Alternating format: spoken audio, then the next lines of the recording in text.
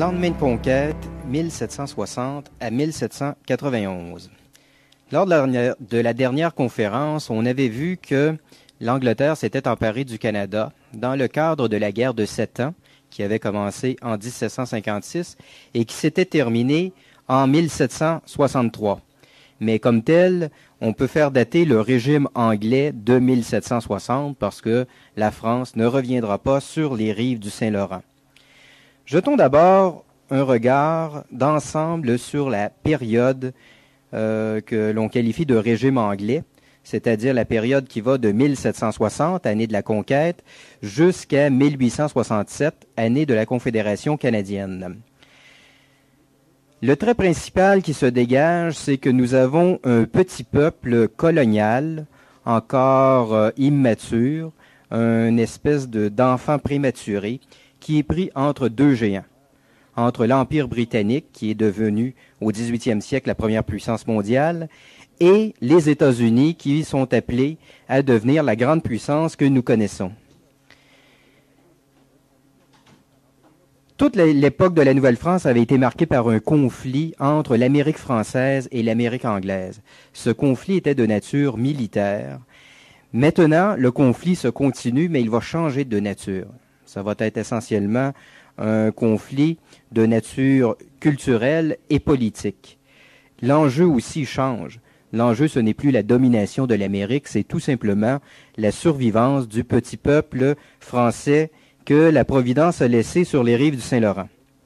Quelles sont les lignes maîtresses de l'histoire du Canada français sous le régime anglais?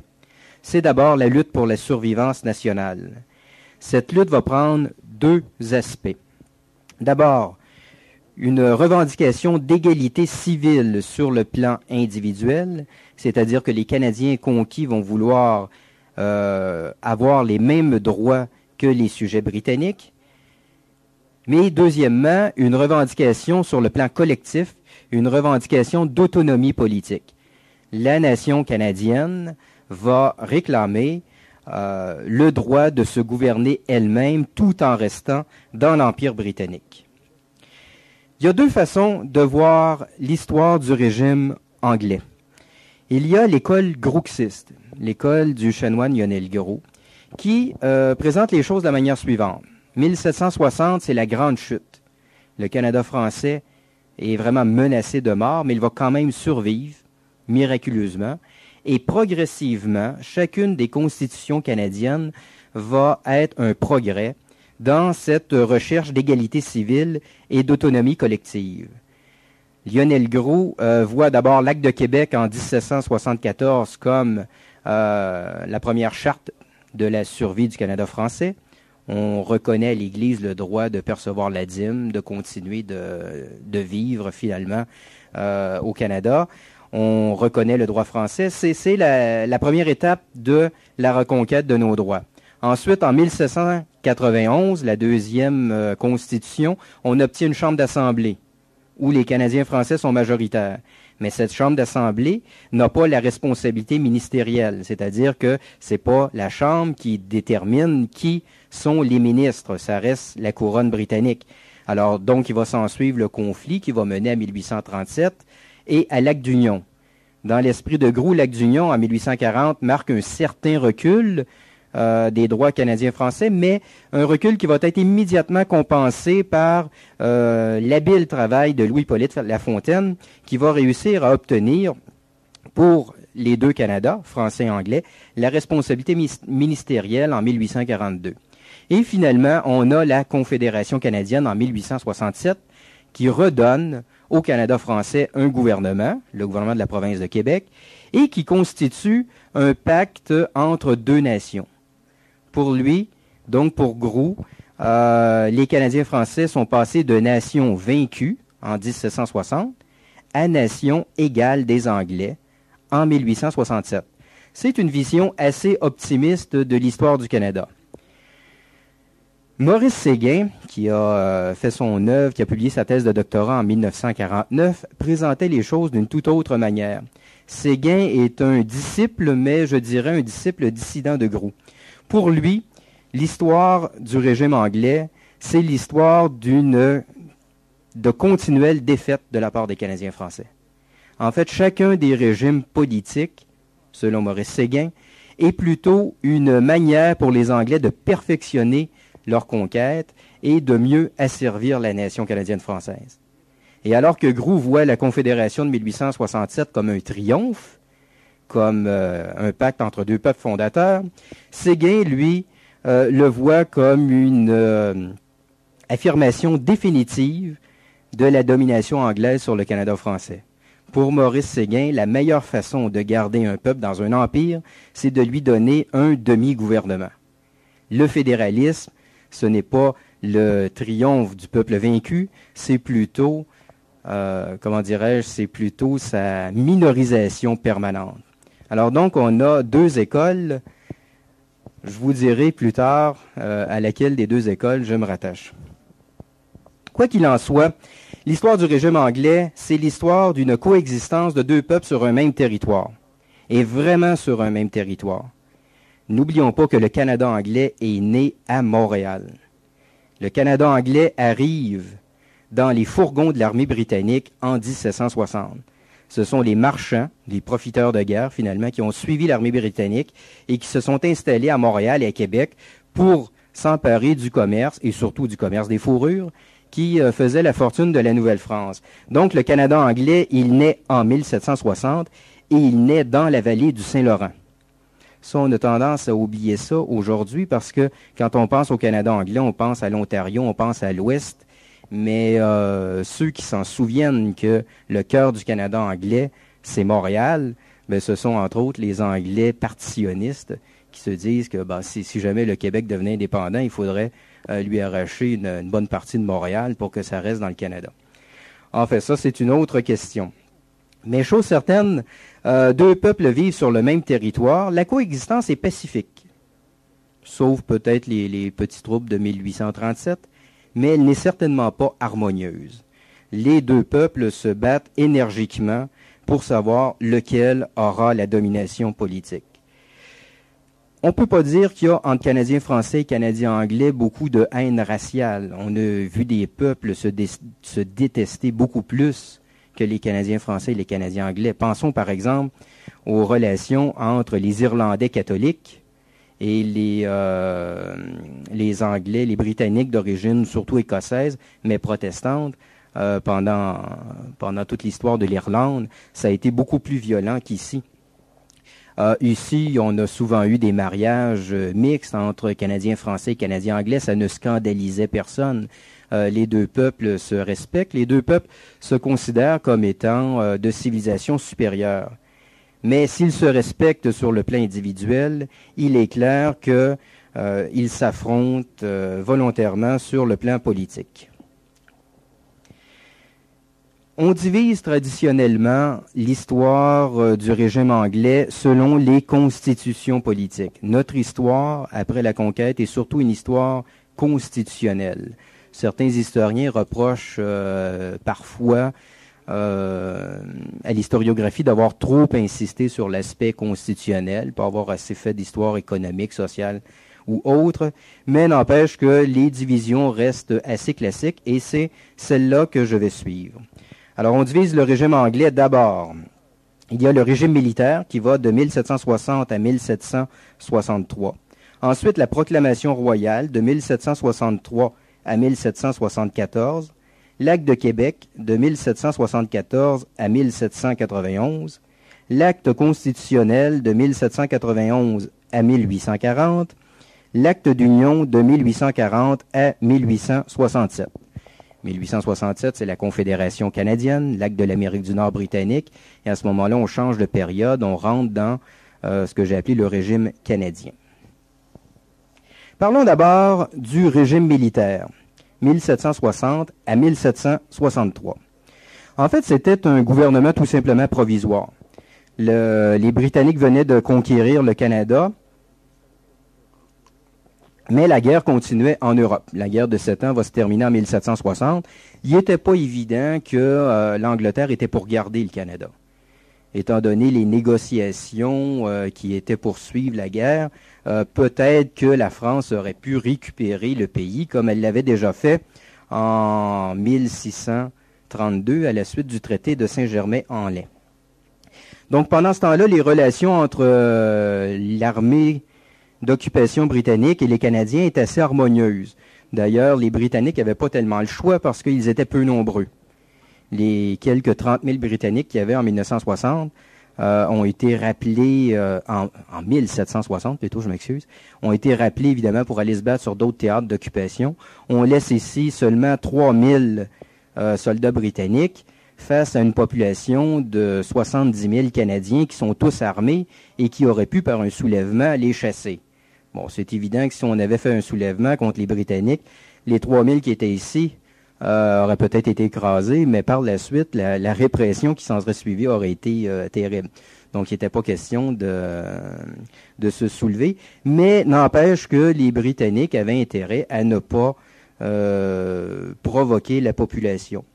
Alors, les gens s'entendent très bien entre Français et Anglais. À la fin du 18e siècle, il n'y a pas beaucoup d'écart de civilisation. On assiste même à des mariages dans les premières années de la conquête. Il y a de nobles officiers anglais qui épousent des jeunes filles de la noblesse seigneuriale canadienne. Le gouverneur, c'est Murray. Et on peut dire que ça a été un gouverneur assez juste, qui a protégé les Canadiens contre l'avidité des commerçants bostonnais qui suivaient les troupes et qui étaient, comme je vous l'ai dit plus tard, plutôt des profiteurs de guerre. Alors la question qui se posait à ce moment-là pour l'Angleterre, c'était à savoir, va-t-on garder la France ou plutôt la Guadeloupe? En fait, l'Angleterre avait conquis les deux colonies françaises. Mais pour toutes sortes de raisons, elle ne pouvait pas conserver les deux. Et il y a eu à Londres un débat qui a été très public à la Chambre des communes. Débat aussi, il y a eu beaucoup d'échos dans les journaux, à savoir s'il était mieux de garder la Guadeloupe, qui était un producteur de sucre, ou encore de garder le Canada, qui ne produisait pas de produits exotiques, sauf peut-être la fourrure, là, qui commençait à tomber en déclin. Mais certains voyaient l'Amérique du Nord comme étant l'avenir du monde, l'avenir de l'Empire britannique. Donc, il y a eu un débat à ce sujet-là. Et lors des négociations du traité de Paris en 1760, finalement, la France accepte de céder le Canada à l'Angleterre. Certains ont dit que la France avait laissé tomber le Canada, que la France avait préféré garder la Guadeloupe plutôt que le Canada. Ce n'est pas exact. En réalité, la France n'avait pas le choix lors du traité de Paris. À Londres, on avait déjà pris la décision, et la décision, c'était de conserver le Canada. En fait, il y a eu un débat en Angleterre, mais seulement entre les journaux. Certains milieux politiques disaient qu'on aurait été mieux, que l'Angleterre aurait été mieux de prendre la Guadeloupe, mais en réalité, à la Cour, la décision était prise depuis longtemps. L'Angleterre avait vraiment fait beaucoup d'efforts pour conquérir le Canada. Il n'était pas question de l'échanger pour la Guadeloupe. Par contre, à Paris, on a laissé entendre que finalement la France avait volontairement abandonné le Canada pour garder la Guadeloupe. C'est normal.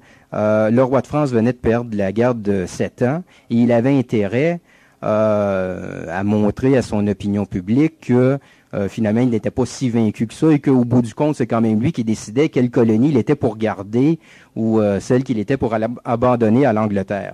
Mais la réalité était différente. C'était l'Angleterre qui choisissait laquelle des colonies qu'elle prenait.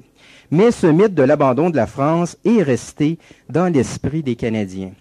Et il a été d'ailleurs savamment entretenu par l'occupant britannique qui a, tout au fil de notre histoire, essayé de créer une légende noire autour de la France. La légende noire a eu plusieurs aspects. On a dit que le roi de France était très peu occupé du Canada à l'époque du régime français, que nos ancêtres étaient opprimés par l'administration de Paris, tout ça. Mais c'est faux. La France ne nous a pas laissé tomber. La France a perdu la guerre, elle a malheureusement perdu le Canada, mais ce n'était pas dû à sa volonté. Et toute cette propagande anti-française qu'on retrouve dans notre historiographie très souvent se lie à une propagande antinationaliste.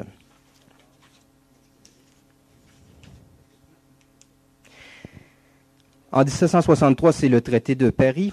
L'Angleterre choisit la colonie ressource, qui est en fait l'Amérique du Nord, plutôt que... Non, je m'excuse. L'Angleterre choisit la colonie marché, qui est plutôt l'Amérique du Nord, que la colonie ressource, qui est la Guadeloupe, avec ses produits exotiques. Un point important du traité de Paris, c'est la question religieuse. Le traité stipule que le culte catholique est toléré au Canada, en autant que le permettent les lois d'Angleterre. C'était une formule assez ambiguë, parce qu'à cette époque-là, les lois de l'Angleterre ne permettaient pas le libre exercice du culte catholique. C'était l'époque où tout sujet britannique devait obligatoirement assister au culte anglican le dimanche. Et pour ne pas y assister, il fallait payer une taxe. Alors, il y avait donc une taxe spéciale qui était imposée aux catholiques qui refusaient d'assister au culte anglican. Donc, la question est à savoir, va-t-on appliquer au Canada ces mêmes lois très drastiques contre l'Église catholique? La politique britannique, la politique coloniale britannique va osciller pendant tout le régime anglais entre deux tendances. La première tendance, c'est la politique du laisser-vivre. C'est-à-dire, les Britanniques sont là, dirigent le commerce, mais laissent vivre le peuple canadien à peu près comme ils l'entendent. C'est une politique que les Britanniques pratiquaient, par exemple, aux Indes. Les Britanniques n'ont jamais fait d'effort pour assimiler la population des Indes à la culture anglaise. De toute façon, au nombre où les Indiens étaient, ça aurait été impossible. Alors, cette politique-là, qui est une politique plutôt favorable aux Français, va être qualifiée de French Party. La deuxième politique, c'était la politique de l'assimilation pure et dure, comme les Britanniques l'appliquaient en Irlande. Alors, cette politique-là était celle du British Party. Quand on parle de French Party, de British Party, il ne s'agit pas du parti des Français et du parti des Anglais. Les deux partis sont des partis d'Anglais. Mais la question est de savoir si ces Anglais-là favorisent une politique d'assimilation ou une politique de tolérance. La première politique qui va être préconisée par Londres sera clairement une politique d'assimilation. En 1763, le roi George III édite la proclamation royale qui réorganisait toutes les colonies britanniques d'Amérique du Nord. Je vais vous parler seulement de ce qu'elle stipulait pour le Canada. Son but était clair. On voulait faire du Canada une province anglo-protestante. Et je dis anglo-protestante parce que quand on parle d'assimilation aujourd'hui, on pense surtout à l'assimilation linguistique. Alors effectivement, toutes les politiques d'assimilation qui ont été faites au 20e siècle étaient des politiques, enfin 20e, fin du 19e et 20e étaient des politiques d'assimilation linguistique. Pensons par exemple à la Prusse qui envahit l'Alsace-Lorraine en 1870 et qui interdit les écoles françaises. Mais au 18e siècle, la langue a assez peu d'importance. C'est la religion qui compte. Alors une politique d'assimilation, c'est une politique d'assimilation religieuse. Alors donc la proclamation royale a pour but de faire du Canada une province protestante et éventuellement, accessoirement, anglophone. Mais la langue a peu d'importance dans ce temps-là parce que même en Angleterre, tout le monde ne parle pas anglais. Mais tout le monde doit être protestant, par contre. Alors, que stipulait cette proclamation royale? D'abord, sur le plan du territoire, le Canada était réduit simplement à la vallée du Saint-Laurent. On changeait aussi le nom du Canada, on l'appelait Province of Quebec. Alors, l'expression Québec, l'expression québécois, dont se réclament les nationalistes modernes, nous a en fait été à l'origine imposée par les Anglais. Alors, pourquoi est-ce qu'on réduisait la province de Québec simplement à la vallée du Saint-Laurent? C'est qu'on voulait laisser aux Américains tout le territoire des Grands Lacs et tout le commerce des fourrures que ça incluait. En même temps, la proclamation royale créait dans l'Ouest une réserve indienne parce que les Indiens, qui étaient dirigés par le chef Pontiac, étaient à ce moment-là en révolte contre les Britanniques. Sur le plan du droit, la proclamation royale impose le droit anglais, tant sur le plan criminel que sur le plan civil. Alors, on voulait à ce moment-là accorder aux commerçants anglo-américains toute la liberté de commerce, tous les droits dont ils bénéficiaient déjà en Angleterre et en Amérique. On voulait aussi abolir le régime seigneurial. Le régime seigneurial ne pouvait avoir d'existence que dans le cadre du droit français. En droit anglais, c'est le régime des terres, c'est ce qu'on appelait le régime du franc et commun stockage, c'est-à-dire la tenure libre. Et appliquer ce régime au Canada revenait à détruire finalement toute la structure hiérarchique de la société, la noblesse seigneuriale qui avait été créée au temps de l'Ancien Régime. Finalement, je vous ai parlé de l'importance de la religion tantôt pour assimiler, mais après la religion, c'était sans doute le droit qui était l'aspect le plus important à ce moment-là. On uniformisait les peuples par l'uniformisation juridique. Pensez à Rome, par exemple. Rome n'a jamais fait aucun effort pour imposer le latin à ses conquêtes. Mais par contre, Rome imposait son droit. Et en imposant le droit romain, on changeait toute la société et on finissait par adopter le latin. Sur le plan religieux maintenant, c'est l'aspect le plus important de la proclamation royale. La religion d'État, c'est l'anglicanisme, au Québec comme en Angleterre. On impose le Prayer Book, qui est une espèce de missel anglican, finalement, la liturgie anglicane qui avait été adoptée au temps d'Élisabeth Ier. On dit va falloir construire un système scolaire protestant, et on espère, par ce moyen, assimiler les Canadiens. Bon, finalement, ça va se faire. Les premières tentatives à ce niveau-là vont se faire seulement en 1801, mais n'empêche que le projet est inclus dans la proclamation royale. On impose le serment du test, comme en Angleterre. Alors, le serment du test, c'était un serment qui était exigé pour toute personne qui devait occuper une fonction publique. Donc, si vous étiez juge, si vous étiez simplement même jury, vous deviez être un jury dans un procès. Si vous vouliez avoir le droit de plaider devant un tribunal, si vous vouliez avoir le droit d'être fonctionnaire du gouvernement colonial, il fallait prêter le serment du test. Alors, le serment du test, c'était de nier l'autorité du pape, de nier le culte de la Vierge Marie et de nier l'aspect sacrificiel de la messe. Le serment du test, c'était finalement un serment d'allégeance à l'anglicanisme. En Angleterre, tous les fonctionnaires étaient obligés de faire ce serment. Alors donc, imposer le serment du test au Canada, ça impliquait que les Canadiens étaient d'office, les Canadiens catholiques étaient d'office exclus de l'administration civile. Il n'y a aucun Canadien qui va prêter le serment du test. Alors, les seuls francophones qui vont travailler dans l'administration coloniale britannique à ce moment-là vont être des Huguenots français qui vont s'installer ici, qui vont profiter de l'occasion, qui vont servir un peu d'interprète pour les autorités britanniques. Mais comme tel, on ne connaît pas un seul cas où un Canadien ait prêté le serment du test. Enfin, on interdisait à l'Église toute relation avec Rome. Donc, l'évêque de Québec n'avait pas le droit de communiquer avec Rome. Ça va être très long avant que l'évêque de Québec ait le droit de sortir du pays. Il va falloir attendre, je pense, 1825, avant que le gouverneur donne à l'évêque le droit de sortir du pays et d'avoir des communications directes avec Rome.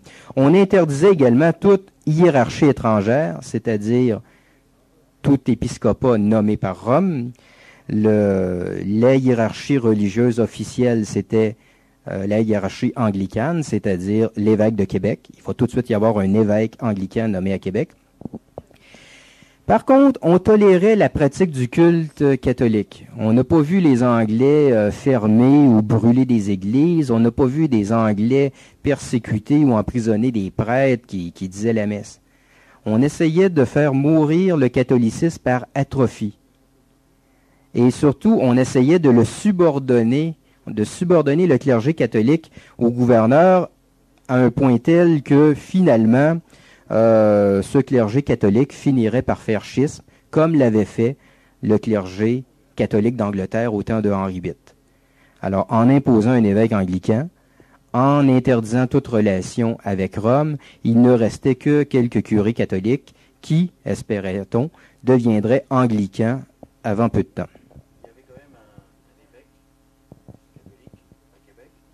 Il y avait un évêque catholique à Québec, Monseigneur de Pontbriand, qui avait été nommé au temps de la Nouvelle-France, mais qui malheureusement est mort en 1761. Alors donc, à partir de 1761, il n'y a plus d'évêque. Alors, je reviendrai sur cette question-là un peu plus tard. Sur le plan politique, ce qui est caractéristique avec la proclamation royale, c'est qu'on n'accorde pas de chambre d'assemblée. Toutes les colonies britanniques d'Amérique du Nord avaient une assemblée coloniale, un petit parlement. Il y en avait au Massachusetts, à New York et tout ça, mais ici, dans la province de Québec, on ne l'a pas accordé, ce qui était contradictoire avec les institutions britanniques.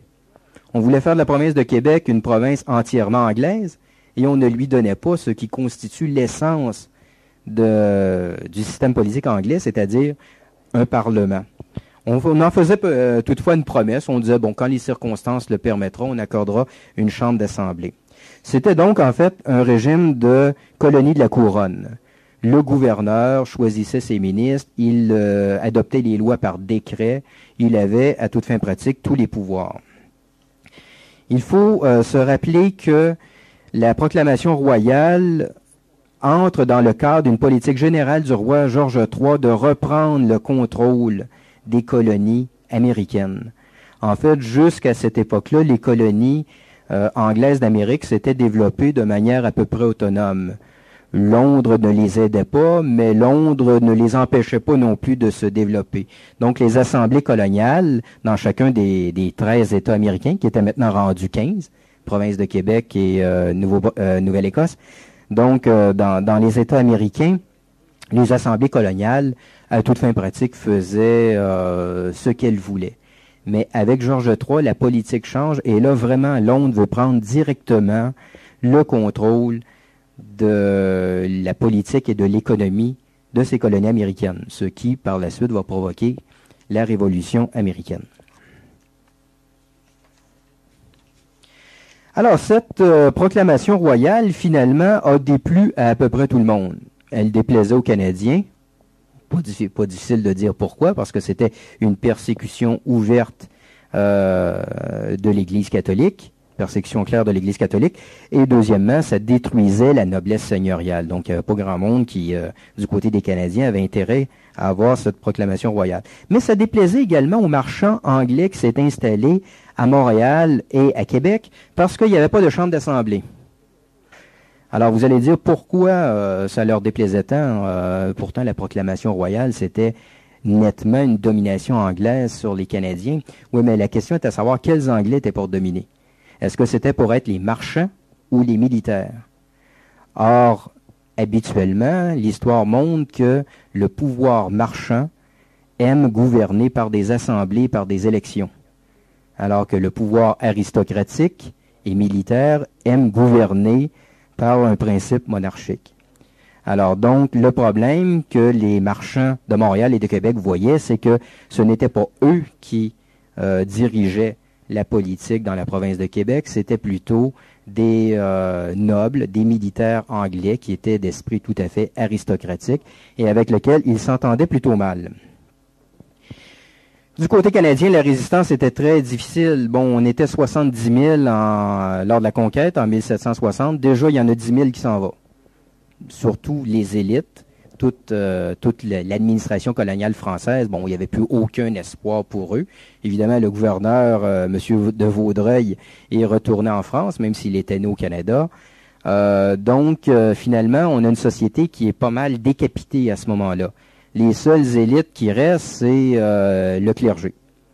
Disons-le, les seuls gens instruits qui restaient dans la société canadienne à ce moment-là, c'était le clergé. C'est pour ça que le clergé va jouer un rôle tellement important dans notre lutte pour la survivance nationale. En plus, Monseigneur de Pontbriand meurt en 1761, donc le clergé n'a plus de chef.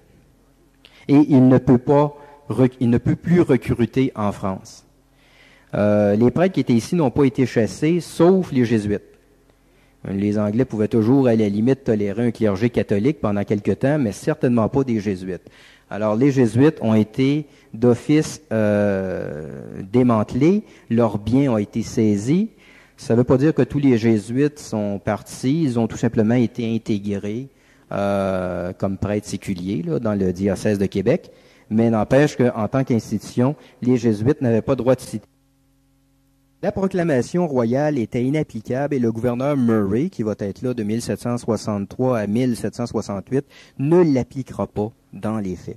Pourquoi? C'est tout simplement parce que il n'y avait pas assez d'immigrants britanniques qui sont arrivés. On peut bien, quand on est à Londres, faire un papier, faire une loi qui promulgue l'assimilation et la protestantisation d'un peuple situé au-delà de l'Atlantique. Mais dans les faits, comment allez-vous faire ça? En le noyant sous une immigration anglo-protestante. Or, les Anglais espéraient avoir cette immigration. En fait, elle ne viendra pas. Finalement, la seule immigration qui va venir, c'est les militaires, puis quelques administrateurs de l'État colonial, et aussi les marchands. Quelques marchands anglais qui vont remplacer à Québec et à Montréal les marchands français qui étaient là avant. Mais il n'y aura pas une immigration massive. Pourquoi il n'y a pas d'immigration massive? Bien, finalement, il n'y aura pas une forte immigration anglaise pour les mêmes raisons qu'il n'y a pas eu une forte immigration française avant la conquête. Le Canada reposait essentiellement sur l'économie de la fourrure. Alors, la fourrure, ça exige peu de main-d'œuvre. On avait besoin d'une certaine agriculture de subsistance, d'un certain nombre de paysans qui pouvaient nourrir les gens et quelques personnes qui travaillaient dans le domaine de la fourrure. Mais comme tel, l'économie canadienne ne pouvait pas attirer beaucoup de main-d'œuvre, alors que l'économie des États américains, surtout de la Virginie avec la culture du tabac, attirait, elle, beaucoup d'immigrants anglais. Donc, finalement, les facteurs d'ordre géographique qui ont empêché le développement démographique du temps de la Nouvelle-France et qui, dans une certaine mesure, dans une mesure très large, expliquent la chute du Canada en 1760, ben, les mêmes facteurs vont nous sauver après la conquête. Parce que ce sont ces mêmes facteurs-là qui vont faire en sorte qu'il y aura peu d'Anglais qui vont venir. Alors, quand l'hiver commence présentement, à l'heure de la prochaine tempête de neige, vous pourrez vous dire qu'au moins cette neige-là, si elle a empêché une forte immigration française au temps de la Nouvelle-France, aura au moins eu le mérite d'empêcher également une forte immigration anglaise dans les premières années du régime anglais. En fait, c'est seulement dans les années 1815, quand l'économie du bois va remplacer l'économie de la fourrure comme principal employeur, que là, il va y avoir un besoin pressant de main-d'œuvre qui va se faire sentir. Et là, effectivement, les immigrants anglais vont arriver en masse. Mais on aura eu entre-temps un répit de 50 ans qui nous aura permis d'occuper de manière très compacte toute la vallée du Saint-Laurent, de telle sorte que quand les immigrants anglais vont arriver massivement, ils vont se diriger plutôt vers l'Ontario que vers le Québec. Alors, c'est le facteur principal qui explique notre survie. Alors donc, on revient à Murray. Murray est obligé de faire des concessions. De fait, il maintient le droit civil français. De fait, il maintient le régime seigneurial. De fait, l'Église continue à percevoir la dîme, parce qu'en vertu de la proclamation royale, les paroisses ne pouvaient plus percevoir la dîme, mais ils le faisaient quand même. Les gens payaient volontairement. Pour ce qui est des redevances seigneuriales, est-ce qu'elles ont continué à être payées à ce moment-là? Ça, on le sait un petit peu moins. Mais chose certaine, les seigneurs ont continué à se considérer comme seigneurs et à être considérés comme seigneurs par leurs censitaires. On voyait même des officiers britanniques acheter des seigneuries et devenir eux autres mêmes seigneurs. Alors donc, cette volonté de démolir la société canadienne n'a pas fonctionné. Murray a permis aux Canadiens de plaider devant les tribunaux anglais, même si légalement ils n'avaient pas le droit. Et Murray va également permettre la nomination d'un évêque en 1766. Ça a été toute une bataille de 1761 à 1766. Ça a été une très grande bataille pour obtenir une succession épiscopale. Il a fallu beaucoup de démarches qui ont été faites en Angleterre. Mais finalement, ça va être efficace. Monseigneur Briand va devenir l'évêque de Québec. Bon, c'est certain que Monseigneur Briand a été choisi par le gouverneur Murray. Normalement, Monseigneur Briand n'aurait pas dû devenir évêque parce que ce n'était pas dans le clergé d'ici le personnage qui avait le plus d'envergure. Il y en avait deux qui auraient normalement dû être évêques de Québec plutôt que lui. D'abord, le supérieur des Sulpiciens. Si les Jésuites avaient été démantelés, les Sulpiciens, eux autres, continuaient à avoir droit de cité. Alors, c'était la communauté la plus riche, la plus influente. Normalement, le supérieur des Sulpiciens aurait dû être nommé évêque de Québec.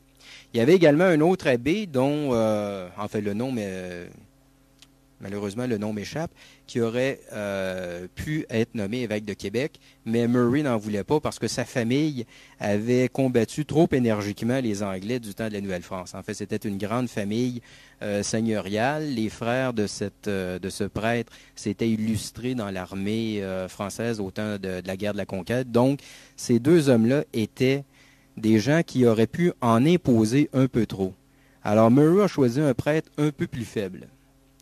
En fait, c'est pas par générosité que Murray a accordé un évêque. Sa crainte était que s'il ne l'accordait pas, Rome en nommerait un pareil. Cet évêque-là aurait pu continuer à diriger le clergé canadien à partir de Paris. Parce qu'il ne faut pas croire que les communications sont impossibles là, entre le Canada et la France. Maintenant, l'Angleterre et la France sont en paix, donc on peut communiquer sans difficulté. Alors finalement, Murray semblait croire qu'il était mieux d'avoir un évêque catholique à Québec nommé par lui, plutôt que d'avoir à Paris un évêque nommé par Rome. Et on voit dans sa correspondance puis dans les recommandations qu'il a faites au ministre des colonies que Murray a vraiment pour objectif de subordonner le clergé canadien à son autorité. Et à ce moment-là, la grande qualité qu'il voit à Monseigneur Briand, c'est qu'il est faible. Mais attention, Monseigneur Briand n'a pas, un coup qu'il a été nommé, Monseigneur Briand n'a pas été si faible que ça. Quelques années après, Murray va réclamer le droit de nommer lui-même les curés. Et Monseigneur Briand va s'y opposer là, très énergiquement. Je pense que Monseigneur Briand a été un de nos grands évêques. Les autres évêques de Québec qui vont lui succéder ont été un petit peu plus faibles face au gouverneur anglais.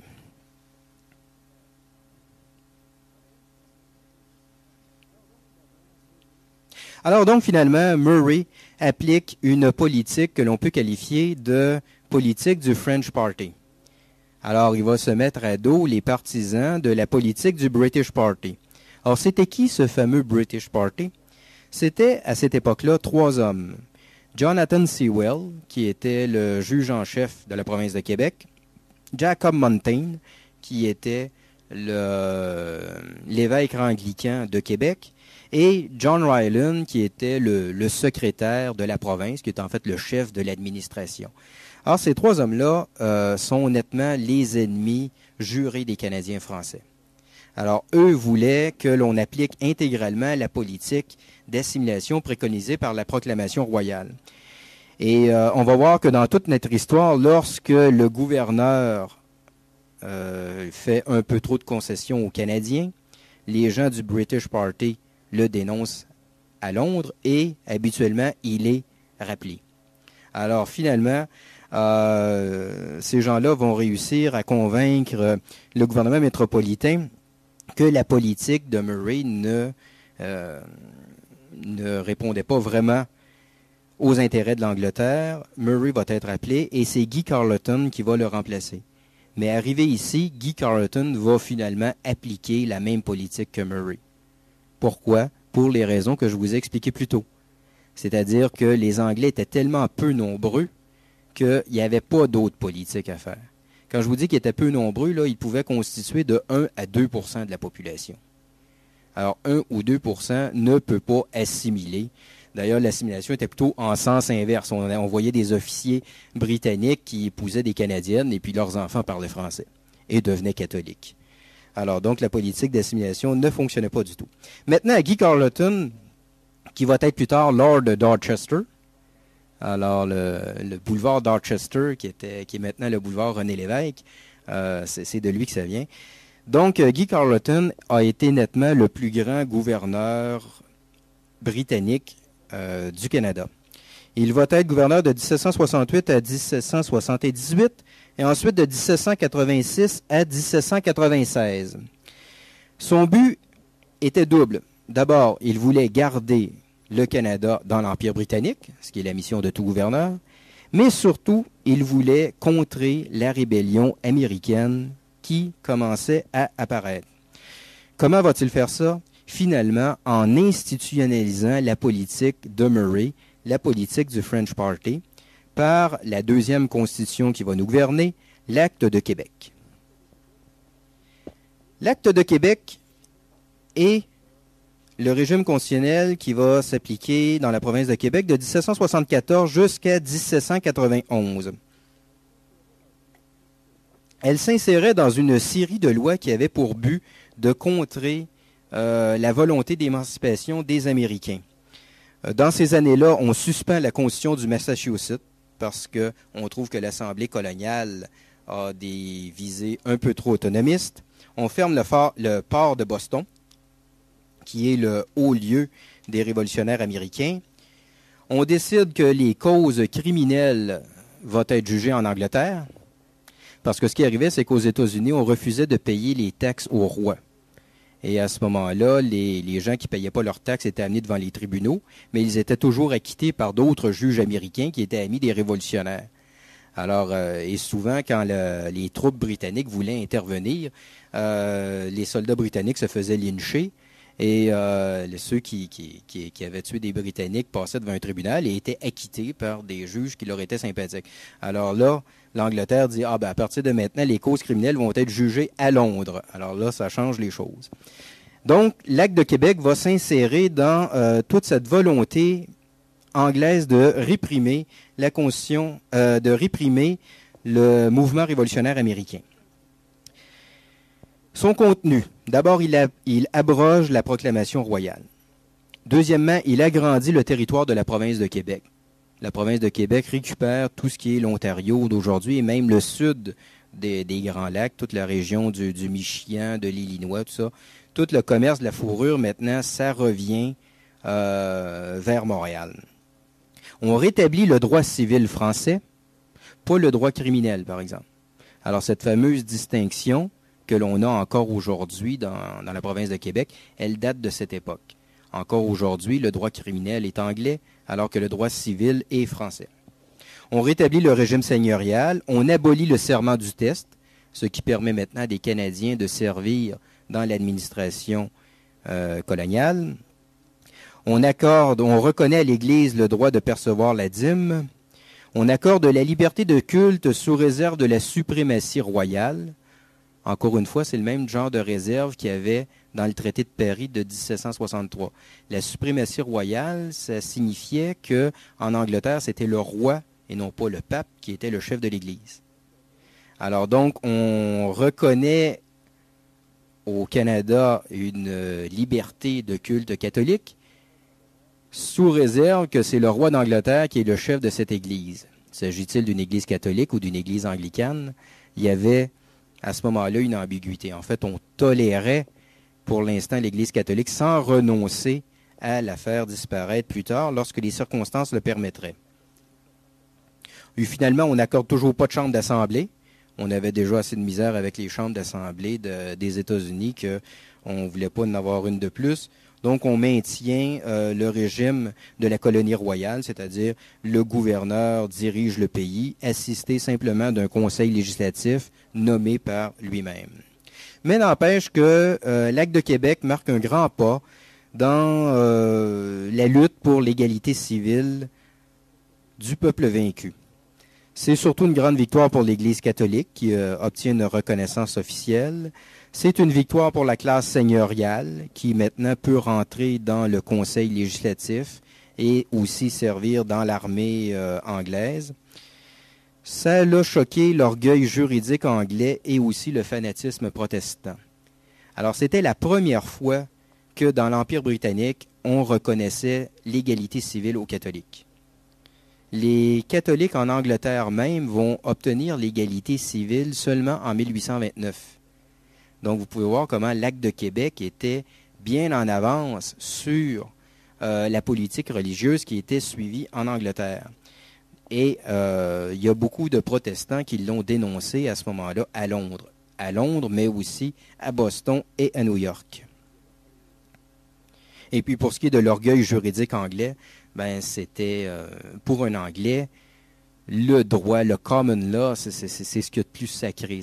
Tout l'orgueil britannique tourne autour de cette grandeur juridique qu'il considérait être le common law. Alors que l'on maintienne la coutume de Paris dans une colonie britannique, c'était proprement scandaleux pour ces gens-là.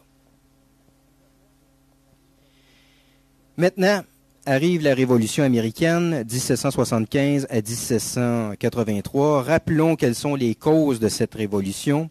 En fait, c'est que les assemblées coloniales, dans chacun des 13 États qui vont se révolter contre l'Angleterre, se considéraient souveraines. Elles considéraient qu'elles étaient des espèces de mini-chambres des communes. Alors donc, pour elles, l'Assemblée coloniale du Massachusetts, de New York, de la Géorgie, de la Virginie, avait les mêmes privilèges que la Chambre des communes en Angleterre. Les relations entre l'Assemblée coloniale et le gouverneur devaient être les mêmes que entre la Chambre des communes et le roi d'Angleterre. Mais en Angleterre, on ne voyait pas les choses comme ça. Les assemblées coloniales étaient au mieux des espèces de conseils municipaux. Des assemblées nettement créées par Londres et subordonnées à Londres. Les Américains réclament le principe du no taxation without representation. Alors, c'est qu'au temps de George III, l'Angleterre commence à imposer des taxes directement aux Américains. Et eux disaient que le roi, ni la Chambre des communes, ne pouvaient imposer une taxe en Amérique sans l'accord des assemblées coloniales. No taxation without representation. Comme les Américains n'élisaient pas de députés à la Chambre des communes, l'Angleterre ne pouvait pas imposer de taxes en Amérique. La révolte américaine était évidemment favorisée du fait qu'il n'y avait plus de menaces françaises. Si le Canada avait été encore français en 1775, il est presque certain que les Américains ne se seraient pas révoltés contre l'Angleterre, de peur de ne pas avoir les forces suffisantes pour affronter la France dans de futures guerres. Pendant ce temps-là, le roi George III avait durci la politique coloniale, comme je vous l'ai expliqué précédemment. Finalement, on peut voir la Révolution américaine comme rien d'autre qu'une révolte des riches contre l'autorité royale. La Révolution américaine, ce n'est pas le peuple américain qui se soulève. C'est l'élite américaine, ce sont les commerçants américains. Le peuple, lui, était très divisé. En fait, il y a des historiens qui ont fait le calcul. Ils ont pris, évidemment, les sondages n'existaient pas à ce moment-là. Il n'y a pas eu de référendum. On ne sait pas vraiment ce que l'ensemble du peuple américain pensait. Mais si on fait le calcul de tous les députés qu'il y avait dans toutes les assemblées coloniales, bon, on suppose que ces députés-là représentaient un peu l'opinion de leurs électeurs. Donc, on arrive au résultat suivant.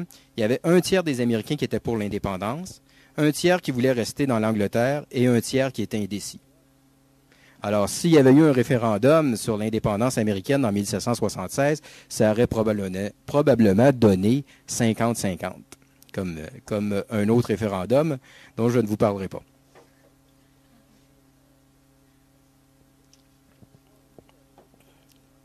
On peut voir aussi la Révolution américaine sous un angle religieux. Au 18e siècle, la religion est toujours la chose la plus importante. Les loyalistes étaient plutôt anglicans, alors que les révolutionnaires étaient plutôt des dissidents, c'est-à-dire des protestants de d'autres dénominations. puritains, méthodistes, presbytériens, bon, etc. De tendance, disons, calviniste. La franc-maçonnerie a évidemment joué un rôle très important, un rôle majeur. George Washington était le grand maître de la franc-maçonnerie américaine et on constate que le financement de l'armée révolutionnaire s'est souvent fait par des pressions, par le biais des loges maçonniques. À un certain moment, la guerre était tellement longue, il n'y avait aucune victoire militaire possible de part et d'autre. Les assemblées coloniales en avaient assez et cessaient de voter les crédits à Washington pour continuer la guerre. Donc, à ce moment-là, on a vu que par en dessous, c'était très souvent le réseau d'influence maçonnique qui gardait la solidarité révolutionnaire. Il faut voir la Révolution américaine comme une guerre civile entre Anglais plutôt qu'une guerre de libération nationale. Après coup, maintenant que les Américains sont indépendants puis qu'ils forment une nation nettement différente de l'Angleterre, on peut la présenter comme une guerre d'indépendance. D'ailleurs, c'est le nom que l'histoire lui a donné. Mais remettons-nous dans le contexte de l'époque. Les Américains, à ce moment-là, ne constituent pas une nation, un peuple différent de l'Angleterre. Ils sont britanniques, ils se considèrent britanniques, ils réclament les droits de sujets britanniques. D'ailleurs, quand la guerre commence en 1775, vous avez le drapeau américain. Vous savez, le drapeau actuel, c'est 13 barres qui sont blanches et rouges, qui représentent les 13 États fondateurs des États-Unis. Ensuite, vous avez un petit carré bleu avec les 50 étoiles qui représentent les 50 États actuels. En 1776, c'était plutôt 13 étoiles blanches qui étaient en rond. Alors ça, c'était le drapeau des États-Unis au moment de leur indépendance. Mais quelques mois avant, le drapeau des révolutionnaires américains, c'était les barres blanches et rouges, mais avec l'Union Jack dans le coin. Alors, vous voyez qu'en 1775, les Américains se considèrent encore britanniques. Ce n'est qu'à cause de la fermeture de George III, leurs revendications, qu'ils vont aller vers l'indépendance, mais si George III avait accepté de leur concéder certains droits politiques, ils auraient probablement accepté de rester dans l'Empire britannique. Alors maintenant, quels ont été l'impact de cette révolution au Canada? Les Américains ont essayé d'embarquer les Canadiens dans la guerre, mais on s'en méfiait beaucoup. En fait, nos ancêtres voyaient ça comme une guerre civile entre Anglais. Ils étaient bien contents de les voir s'entretuer et ils ne voulaient pas vraiment prendre parti. Il y a quelques Canadiens qui vont se battre dans l'armée révolutionnaire américaine, comme il y a quelques Canadiens qui vont servir dans l'armée britannique commandée par Guy Carleton, mais en général, nos ancêtres vont rester plutôt neutres. Les Américains vont essayer d'envahir le Canada, ils vont s'emparer de Montréal, qu'ils vont tenir pendant à peu près 6 mois. Le drapeau américain a flotté sur Montréal pendant environ 6 mois. Et ils vont assiéger Québec, mais ils vont être repoussés devant Québec par Carleton. Sauf que ce qui est arrivé, c'est que Guy Carleton, à ce moment-là, à la suite de la retraite américaine, va refuser de les poursuivre. Et on va juger à Londres qu'il a commis une erreur militaire, qu'il aurait dû leur donner la chasse et détruire une plus grande partie des troupes rebelles. Alors, à cause de ça, Carleton va être démis de ses fonctions et on va nommer à sa place le gouverneur Haldimand, qui était d'origine suisse. C'était un mercenaire suisse au service de l'Angleterre et c'était un homme à poigne. Vraiment, là, il était très, très dur. Il ne se gênera pas pour faire emprisonner tous ceux, tant canadiens qu'anglais, qui avaient quelques sympathies pour les Américains. Monseigneur Hubert qui était l'évêque coadjuteur de Québec, c'était pas l'évêque de Québec, mais c'était son auxiliaire qui devait lui succéder, va faire à ce moment-là un discours engageant les Canadiens à être loyaux au gouvernement britannique. Les historiens ont jugé souvent sévèrement la position de Monseigneur Hubert dans cette affaire, disant qu'il aurait dû, comme le reste du peuple canadien, rester neutre. Mais en fait, il devait donner certains gages politiques au gouverneur pour obtenir la liberté de culte. Alors, c'est le début de la tradition loyaliste de l'évêché de Québec. Le gouverneur Murray avait accordé un évêque à Québec, mais par contre, cet évêque-là va toujours devoir venir en aide aux autorités britanniques lorsque celles-ci vont se sentir menacées. Par contre, les marchands anglais de Montréal, eux autres, vont nettement prendre position en faveur de la Révolution. Comme je vous disais tantôt, ils étaient très insatisfaits de l'acte de Québec ils étaient déjà insatisfaits de la proclamation royale, ils étaient encore plus insatisfaits de l'acte de Québec. La France va venir en aide aux révolutionnaires américains. C'est le fameux épisode de Lafayette et surtout de Rochambeau. C'est surtout Rochambeau qui va commander les troupes françaises en Amérique. Et quand Rochambeau était là, il avait proposé à Washington de faire une deuxième tentative d'invasion du Canada. Montgomery avait échoué en 1775. Rochambeau a dit à Washington, on va le faire, mais cette fois-ci avec des troupes françaises. Or, il est certain qu'avec des troupes françaises, les Canadiens vont nous être sympathiques, ils vont se soulever contre les Britanniques et à ce moment-là, on va remporter la victoire. Je pense que le plan aurait très certainement réussi. Mais Washington va s'y opposer. Pourquoi? Parce qu'il savait bien que si le Canada était libéré par des troupes françaises, qu'après la victoire des révolutionnaires contre l'Angleterre, la France garderait le Canada. Il n'était pas possible pour les États-Unis à ce moment-là de pouvoir annexer la province de Québec. Or, comme je vous l'ai dit plus tôt, les Américains ne voulaient absolument pas qu'il y ait une menace française sur le continent. Si la France était revenue en Amérique, probablement que les Américains, et Washington en tête, auraient préféré signer un compromis avec le roi d'Angleterre pour garder la protection de la puissante armée et marine britannique. Alors donc, Washington va s'opposer au plan de Rochambeau. En 1783, il y a un traité qui est signé à Paris et par ce traité, les États-Unis sont officiellement reconnus comme pays indépendants par l'Angleterre. Ça a été une très grande déception pour les Canadiens parce qu'on espérait ici que la France récupère le Canada. On se disait, si les Français aident les Américains à chasser l'Angleterre, il est évident qu'elle va être récompensée d'une manière ou d'une autre. Et comment pourrait-elle être mieux récompensée que par la récupération du Canada? Ça a été une grande déception de voir que la France n'a même pas négocié le Canada lors du traité de Paris en 1783, à cause d'une entente préalable qui avait été prise entre Washington et Lafayette. Alors, à ce moment-là, les Canadiens vont cesser de se considérer comme Français. De 1760 à 1783, on ne se considère pas encore comme une nation canadienne ou canadienne-française. On se considère encore comme des Français. Et on espère que la conquête du Canada par l'Angleterre est quelque chose de temporaire. Que par la suite, à la suite d'une victoire française quelconque, que le Canada reviendra à la France. Là, on s'aperçoit en 1783 que la France a définitivement renoncé à toute ambition en Amérique. Donc, on doit nous-mêmes renoncer à tout espoir de redevenir français. À ce moment-là, la conscience nationale canadienne commence à se développer et elle se développe dans le cadre suivant.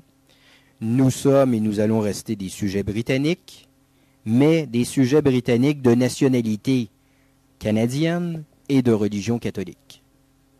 Et donc, c'est par la suite, en tant que sujet britannique, que nous allons réclamer le droit de vivre en français et de pratiquer notre religion. N'empêche que cette fameuse révolution américaine nous aura aidé grandement. L'Empire britannique se divisait au moment même où on y entrait. Et nous, on avait la chance de rester dans la partie la plus faible de l'Empire britannique. Alors donc, on va rester majoritaire au Canada jusqu'en 1851. Alors, ça changeait toutes les choses. Là, ça nous donnait un répit qui nous permettait d'assurer nos assises nationales et politiques et qui explique en grande partie notre survivance. s'il n'y avait pas eu la Révolution américaine, on était minoritaire dès le départ dans un grand ensemble britannique. Notre pouvoir de négociation politique en aurait été réduit. Est-ce qu'on aurait survécu dans ces circonstances-là? C'est pas sûr. Par contre, il y a beaucoup d'Anglais qui, eux autres, n'acceptaient pas l'indépendance américaine, qui vont se réfugier au Canada. Alors là, il y avait un danger. Parce que la fameuse immigration que les Anglais attendaient, mais qui n'était pas venue, là, elle arrivait. C'était l'immigration des loyalistes. Mais Haldimand, le gouverneur à Poigne dont je vous parlais tantôt, se méfiait des loyalistes. Il disait, sont-ils vraiment loyaux à l'Angleterre? Alors, parce qu'il s'en méfiait, il a choisi de les diviser. Donc, il les a plutôt orientés vers la province de Nouvelle-Écosse et vers le Haut-Canada, c'est-à-dire la province d'Ontario. Et là, on va créer, pour les loyalistes, la province du Nouveau-Brunswick en 1784. Et ensuite, on va créer la province du Haut-Canada, aujourd'hui l'Ontario, en 1791. Alors, encore une fois, on l'a échappé belle, parce que, d'une part, l'Empire se divise, l'Empire anglais d'Amérique se divise, on reste dans la partie la plus faible, mais n'empêche que ça aurait pu nous noyer sous une migration massive, mais le gouverneur décide de les diriger ailleurs. La Révolution américaine et ses impacts sur le Canada ont maintenant été décrits, donc on revient à la politique intérieure. L'agitation réformiste va commencer à se manifester dans la province de Québec et réclamer des modifications à l'Acte de Québec. Jusqu'à présent, les réformistes, quand je parle de réformistes, je parle de ceux qui veulent avoir une chambre d'assemblée, la fameuse chambre d'assemblée qui avait été promise par la proclamation royale et aussi par l'Acte de Québec, mais qui n'avait jamais été accordée. Donc, les réformistes, c'était les marchands anglais de Montréal, surtout de Montréal, un peu aussi de Québec. À Québec, il était plus prudent parce qu'il était près du gouverneur. Mais ceux de Montréal étaient vraiment très revendicateurs. Alors, ces gens-là appartenaient au British Party et ils ont appuyé les rebelles pendant la guerre d'indépendance américaine. Mais là, il y a un fait nouveau qui apparaît, c'est qu'il va y avoir un parti réformiste canadien qui va également se manifester. Et un de ses chefs sera Joseph Papineau. Non pas le fameux Louis-Joseph Papineau que tout le monde connaît, mais son père. Alors, qui était un seigneur, et aussi, quelques seigneurs, quelques marchands, parce qu'il y avait quand même quelques Canadiens qui avaient réussi à tirer leur épingle du jeu dans le commerce, malgré la présence britannique, qui réussissaient malgré tout à avoir une certaine fortune. Alors, ces gens-là vont former un parti réformiste canadien qui va également réclamer une chambre d'assemblée. Et les réformistes des deux races vont s'unir. Pendant ce temps-là, Guy Carleton revient au Canada en 1786, et cette fois sous le nom de Lord Dorchester, parce qu'entre-temps, il avait été anobli. Et là, il s'aperçoit que l'Acte de Québec, qui était sa création, qui était son bébé, n'était plus tout à fait adapté à la situation canadienne. En fait, l'Acte de Québec, c'était une bonne politique pour l'époque où les Anglais constituaient 1 ou 2% de la population canadienne. Mais là, à cause de l'arrivée des loyalistes, le rapport de force démographique se modifie. Maintenant, les Anglais constituent 15% de la population. Donc, ils veulent avoir des institutions politiques qui ressemblent davantage à celles de l'Angleterre. Il faut les satisfaire, d'autant plus qu'ils se sont montrés loyalistes pendant la guerre d'indépendance américaine. D'autre part, à Londres, c'est William Pitt qui est premier ministre. William Pitt, c'est quelqu'un du parti Tory. Alors, eux, en Angleterre, ils ont tiré aucune leçon de la guerre d'indépendance américaine et ils veulent appliquer finalement pour les colonies qui leur restent le même genre de régime qui dirigeait avant les colonies, là, les 13 colonies qui sont maintenant indépendantes. Alors, c'était quoi? C'était que ces colonies-là devaient être assez petites sur le plan géographique, et deuxièmement, devait être gouverné par une chambre d'assemblée, mais une chambre d'assemblée nettement subordonnée au gouverneur. Une chambre d'assemblée qui est en fait une espèce de conseil municipal. Alors, là, on adopte une nouvelle loi, l'acte constitutionnel de 1791. L'acte constitutionnel n'abolit pas l'acte de Québec. L'acte de Québec avait aboli la proclamation royale, mais l'acte constitutionnel ne vient que compléter l'acte de Québec, quoi qu'il le change dans une certaine mesure. Alors donc, l'acte de Québec, juridiquement, est encore en vigueur ici, dans notre droit constitutionnel, ce qui permet à la province de Québec d'aujourd'hui d'avoir le droit civil français. Ça reste encore l'acte de Québec. Cette loi-là n'a jamais été abrogée. Le régime seigneurial, lui, a été abrogé, là, quand même. Là. Inquiétez-vous pas si vous n'avez pas payé vos redevances à votre seigneur. Depuis 1851, vous n'avez plus à le faire. Quoi qu'il en soit, l'acte constitutionnel de 1791 divisait la province de Québec en deux colonies. Le Haut-Canada, qui est aujourd'hui l'Ontario, et le Bas-Canada, qui est la province de Québec. Elle accordait enfin une chambre d'assemblée. Et elle accordait une chambre d'assemblée avec représentation juste. Certains Anglais fanatiques auraient bien aimé finalement qu'on accorde le droit de vote uniquement aux protestants. Ou encore que l'on fasse un tracé des districts électoraux de telle sorte que les Anglais auraient eu une majorité, même s'il n'était que 10%, mettons, dans le Bas-Canada, ils auraient quand même eu la majorité à la Chambre. Mais l'Angleterre n'a pas été jusque-là. Il faut savoir que les Anglais, c'est pas tellement par générosité, là, il faut rejeter ce mythe de la grande et généreuse Angleterre qui a traîné trop longtemps dans notre histoire. Mais les Anglais veulent appliquer ici un régime qui est à peu près semblable à celui de leur pays. Comme je vous dis, c'est pas par générosité, c'est pas parce qu'ils veulent nous reconnaître, nous, Canadiens catholiques, sur le même rang que les Britanniques. En fait, c'est qu'ils sont tellement imbus. Les Britanniques sont tellement imbus de la supériorité de leur système politique qu'ils ne s'imaginent pas qu'on puisse gouverner un pays autrement que à la manière anglaise. Donc finalement, on va transposer le régime électoral anglais au Canada sans se poser trop de questions. Cependant, même si on accorde une chambre basse, une chambre d'assemblée élue, on ne lui accorde pas la possibilité de choisir les ministres. Donc c'est le gouverneur qui conserve le pouvoir exécutif, qui conserve le droit de choisir tous les membres du Conseil des ministres. Alors, c'est la cause du futur conflit qui va mener aux troupes de 1837, le conflit entre la Chambre d'Assemblée, majoritairement canadienne, et le gouverneur anglais, conflit dont je vous parlerai lors de la prochaine conférence. Maintenant, jetons un petit coup d'œil sur le Canada tel qu'il était en 1791.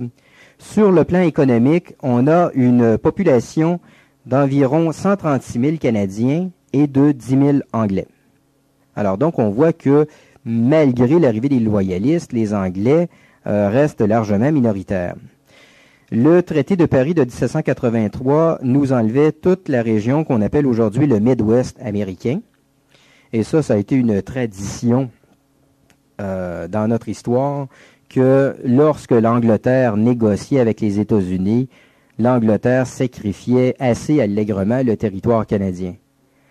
On va voir ça par la suite, là, à plusieurs occasions. Il va y avoir des traités entre l'Angleterre et les États-Unis pour fixer la frontière canado-américaine. Et en général, on était très généreux avec les concessions territoriales faites sur le dos du Canada. Le commerce des fourrures, à ce moment-là, reste encore la principale activité économique. C'est la fameuse compagnie de la baie d'Hudson qui en garde le monopole. Il y a une politique coloniale, une politique économique coloniale qui est assez dure. le rôle de la colonie, c'est de fournir les matières premières à l'Angleterre. Donc l'Angleterre s'oppose à ce qu'il y ait un développement industriel au Canada. Ça, c'est une des causes qui va expliquer toute l'agitation réformiste des années 1830 dont je vous parlerai plus tard. Mais surtout, le fait majeur sur le plan économique, c'est qu'on assiste à la déchéance économique des Canadiens français. En fait, le fameux rapport anglais égale patron, canadien égale ouvrier, que l'on connaît encore aujourd'hui dans une large mesure, mais il date de cette époque-là. Pourquoi les Canadiens français ont-ils été incapables de conserver le contrôle de leur économie? À ce moment-là, ça c'est un grand débat qui s'est posé dans les années 50 et 60 là, parmi les historiens, puis en fait toute l'intelligentsia intellectuelle. Non, l'intelligentsia est toujours intellectuelle. Parmi l'intelligentsia, à savoir qu'est-ce qui expliquait l'infériorité économique des Canadiens français. Et là, il y avait deux écoles qui s'affrontaient, l'école de Québec et l'école de Montréal. L'école de Québec disait que les Canadiens français étaient inférieurs sur le plan économique aux Canadiens anglais parce qu'ils étaient catholiques. Alors, c'est la fameuse théorie, la vieille théorie wébérienne de la supériorité de l'éthique protestante sur l'éthique catholique en ce qui a trait au développement économique. Alors, les Anglais étaient les patrons parce qu'ils étaient des protestants. En conséquence, la meilleure manière pour les Canadiens de se libérer, des Canadiens français de se libérer sur le plan économique, était de ressembler le plus possible aux anglo-protestants. Alors ça, c'était ce qu'on appelait l'école de Québec, dont les principaux représentants étaient les historiens Fernand Ouellette, Jean Hamelin et Marcel Trudel. Alors, cette école-là, sur le plan politique, était également fédéraliste. Ils étaient en faveur de l'unité canadienne. C'est évident, si on restait dans le Canada anglo-saxon, on avait plus de chances de ressembler aux anglo-saxons. Face à ça, il y avait l'autre école qu'on appelait l'école de Montréal et qui était représentée par Maurice Séguin, par Guy Frégault et par Michel Brunet, qui étaient tous plus ou moins des disciples, mais des disciples déviants de Lionel Groulx. Alors, eux disaient que non, si les Anglais avaient le pouvoir économique au Canada, c'est tout simplement parce que, préalablement, ils avaient le pouvoir politique. Donc, c'était à cause de la conquête qu'il y avait eu la déchéance économique des Canadiens français. Parlons maintenant de la vie sociale et nationale. Le régime seigneurial se maintient, mais on assiste à un durcissement. Je vous avais expliqué qu'au temps de la Nouvelle-France, le régime seigneurial était très favorable aux censitaires, que les redevances étaient très légères, que les seigneurs étaient plutôt des agents de colonisation et non pas des grands propriétaires terriens. Mais les choses vont changer sous le régime anglais. En fait, c'est que les seigneuries vont commencer à être surpeuplées et les redevances vont être augmentées. Donc, on assiste à un certain déclin des avantages du régime seigneurial. On assiste aussi à un déclin du prestige de la classe seigneuriale au profit de la classe des marchands et des avocats. Pourquoi? C'est que un seigneur, c'était un noble. En fait, c'était pas un noble de sang comme on l'était en France, mais la noblesse seigneuriale canadienne avait des prétentions un peu semblables à celles de la noblesse française. Donc, un noble ne peut pas se salir en faisant du commerce ou en plaidant devant les tribunaux. Bon, moi aussi, j'ai considéré que je ne pouvais plus me salir en plaidant devant les tribunaux, mais ça, c'est une autre question. Quoi qu'il en soit, la noblesse seigneuriale servait dans l'armée britannique. C'était le rôle d'un noble, c'était de porter l'épée. La seule possibilité, c'était de servir dans l'armée qui était commandée par le gouverneur. Alors, inutile de dire que les promotions étaient plutôt limitées pour les seigneurs canadiens. Ça restait quand même des officiers britanniques qui occupaient les postes d'importance. Mais surtout, c'est que la classe seigneuriale avait perdu son prestige auprès du peuple. Elle était un peu perçue comme une classe collaboratrice avec l'occupant. Alors, à ce moment-là, les avocats, qui vont se faire élire comme députés là, à partir de 1792, va apparaître comme la classe qui défend la nationalité canadienne.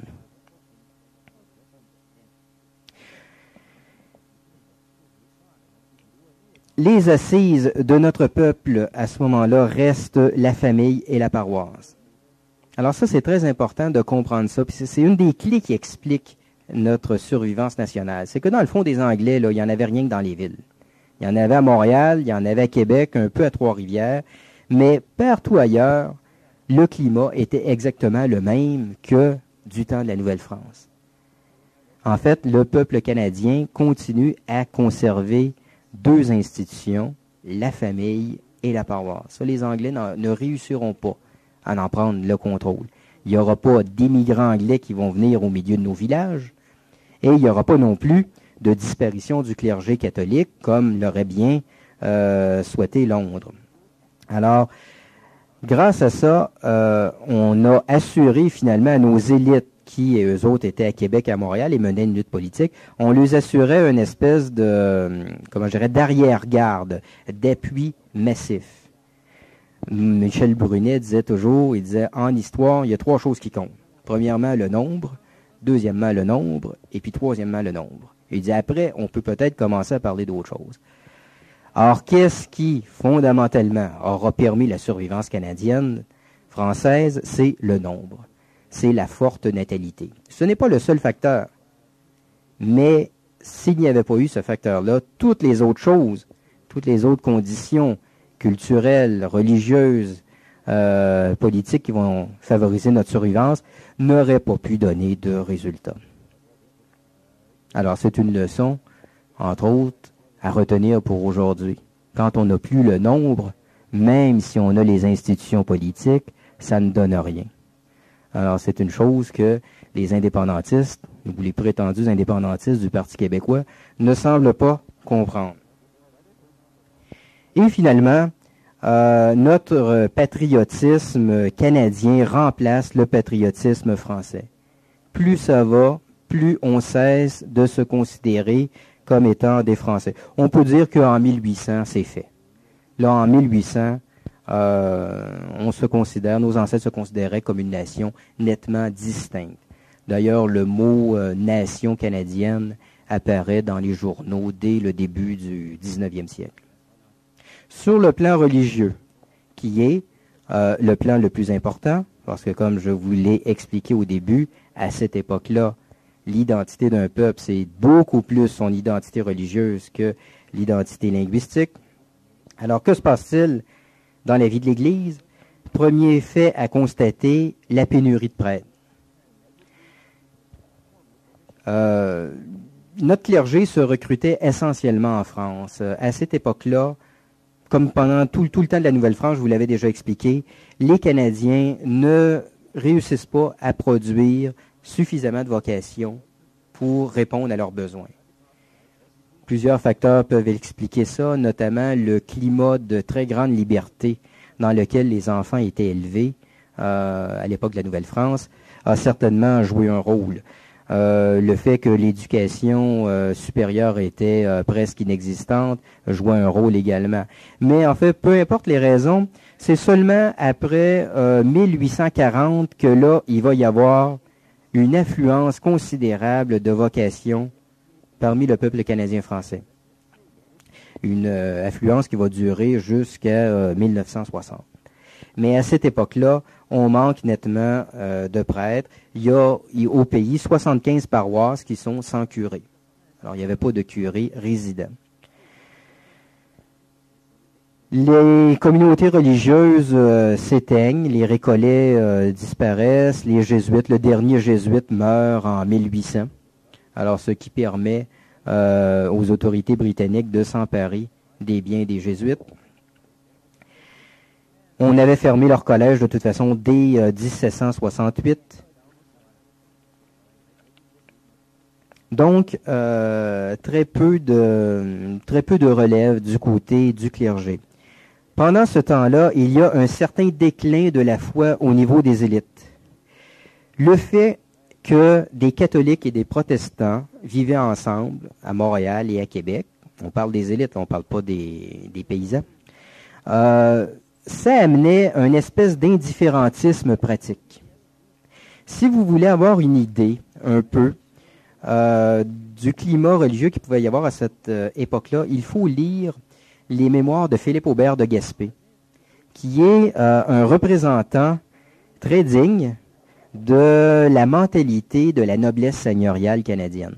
Ça a été un des derniers seigneurs et dans ses mémoires, il racontait beaucoup de souvenirs qui venaient de son père et de ses oncles et tout ça.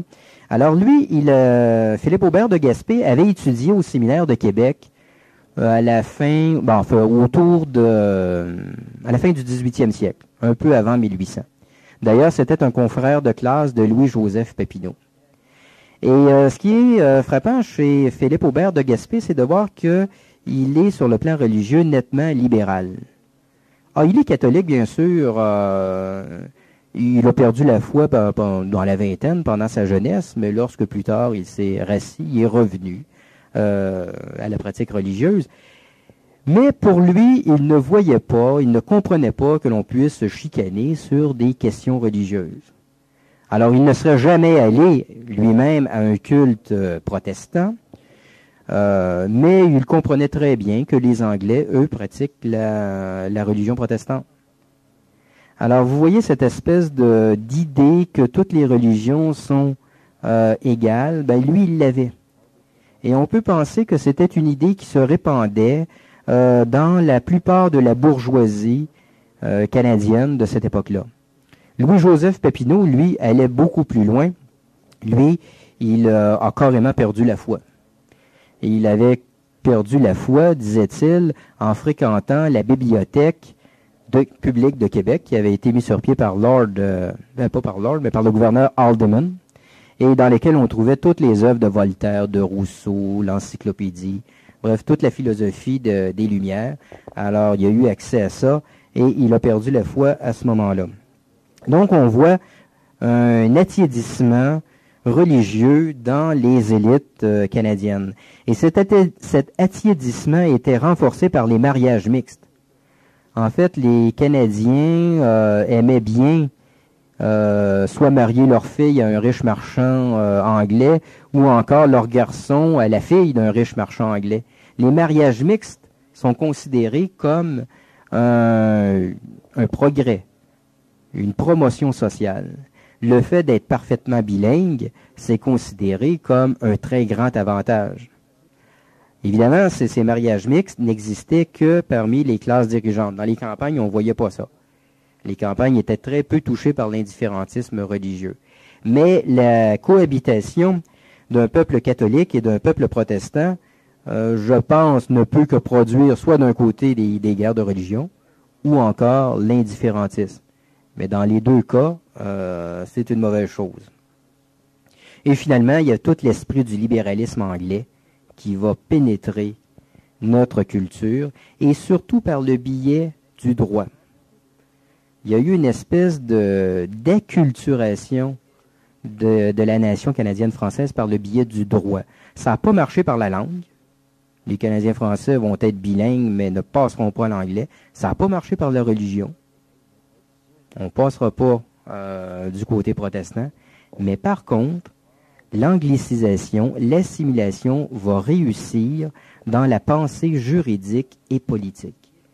Les Canadiens français vont devenir, je dirais, des idolâtres des institutions britanniques. Et ça va avoir des conséquences très lourdes pour tout le reste de notre histoire. Comment se faisait la diffusion de ce libéralisme anglais? Bon, d'abord par les institutions anglaises elles-mêmes, Chambre d'Assemblée, droit criminel anglais, par l'influence de grands juristes comme Blackstone, par l'influence de la bibliothèque de Haldimand, qui contenait toute l'œuvre de la philosophie des Lumières, et aussi par les gazettes d'Europe. Mentionnons au passage un des premiers journaux vraiment canadiens qui a été fondé, c'est la Gazette de Montréal, l'ancêtre de la Gazette actuelle, qui est aujourd'hui un journal anglais, mais qui était dans ce temps-là un journal bilingue, et qui avait été fondé par Fleury Méplet. Alors, Fleury Méplet, c'était un Français ami de Benjamin Franklin, qui était arrivé avec les révolutionnaires américains en 1775, mais qui, lui, n'avait pas réussi à fuir. Haldimand l'avait fait arrêter, il avait été emprisonné quelque temps, mais par la suite, il va décider de rester à Montréal et de diffuser les grandes idées de liberté. Alors, il va faire un journal qui va s'attaquer résolument à la tyrannie du gouverneur britannique, mais encore plus résolument à l'obscurantisme du clergé catholique. Fleury Méplet était probablement un franc-maçon. Alors vraiment, là, les premières soubresauts de la pensée maçonnique, de l'influence maçonnique, arrivent par lui ici. Mais malgré tout, il y a quand même une résistance de l'Église catholique. On conserve la foi. Les Anglais avaient fait venir un certain nombre de pasteurs protestants francophones d'origine suisse dans l'espoir de pouvoir dévoyer les campagnes. Finalement, on a comptabilisé 5 apostasies de 1760 à 1774. Ces prédications-là vont être un échec total. Les Bibles, ils distribuaient des Bibles dans les campagnes gratuitement. Or, les gens jetaient ces Bibles protestantes au feu. Vraiment, les campagnes vont rester inaccessibles à la propagande protestante. Je vous ai déjà dit qu'aucun Canadien n'a prêté le serment du test, ce qui est quand même un signe de fermeté dans la foi. À un moment donné, le gouverneur veut créer une université mixte au sens de catholiques et protestants. L'évêque de Québec s'y oppose et réussit à faire rejeter le projet. De la même manière, quand le gouverneur va mettre sur pied des écoles anglaises et protestantes, la plupart de nos gens vont refuser d'y inscrire leurs enfants. La politique qui a été suivie par les évêques de Québec a été globalement fructueuse, même si ils ont dû envaler certaines couleuvres, ils ont dû parfois faire l'éloge de la généreuse Angleterre, de l'admirable gouverneur et tout ça. Malgré tout, ils ont réussi à obtenir certains gains. Quelques mots en terminant sur l'influence de la Révolution française au Canada. Il y a eu des échos de la Révolution française sur les rives du Saint-Laurent. On ne peut pas dire que la Révolution française a été un grand événement de notre histoire. La Révolution américaine, elle, a été un grand événement. Mais n'empêche que la Révolution française n'est pas sans importance. Quelle a été l'attitude de nos ancêtres par rapport à cette révolution? C'est assez difficile à le déterminer parce que la presse, à ce moment-là, n'est pas libre. Elle est vraiment contrôlée et censurée par le gouverneur. Donc, si on regarde les journaux qui étaient publiés au Canada à ce moment-là, l'opinion qui était exprimée était habituellement l'opinion du gouverneur, qui était elle-même l'opinion de la politique britannique de l'époque. Alors, quelle va être cette opinion? En fait, c'est que Londres approuve la Révolution française jusqu'en 1792. Alors, cette idée que l'Angleterre a été un bastion de la contre-révolution, c'est un mythe. En fait, l'Angleterre a aidé énormément la Révolution française, de deux manières. Les idées politiques qui sont à l'origine de la Révolution sont en définitive les idées politiques de l'Angleterre, les idées de la monarchie constitutionnelle. Et deuxièmement, l'Angleterre a financé dans une large part les révolutionnaires pour affaiblir la France, non pas dans un but idéologique, mais dans un but impérial. Alors donc, jusqu'en 1792, on fait l'éloge des révolutionnaires parce qu'on se dit, la France s'enligne vers des institutions de type britannique. Alors, c'est un progrès. Mais en 1792, là, la guerre éclate entre la France et l'Angleterre et là, la révolution devient mauvaise. Parce que maintenant, l'Angleterre a des intérêts impériaux à défendre. Alors donc, le Canada, lui, suivait la politique anglaise. Lorsque l'Angleterre était en guerre contre la France, le Canada devenait automatiquement en guerre contre la France. Bon, ça n'a pas eu de conséquences pratiques, là. Il n'y a aucun Canadien qui a été appelé à se battre contre la France. D'ailleurs, je pense que ça aurait été impossible d'obtenir des Canadiens un engagement dans l'armée anglaise à ce moment-là. On peut penser que le peuple était plutôt favorable à la France. Pas tellement favorable à la Révolution française, même loin de là. Je reviens à Philippe Aubert de Gaspé. Dans ses mémoires, il est intéressant de lire le passage où il raconte quelle a été la réaction de son père lorsqu'il a appris que Louis XVI avait été guillotiné.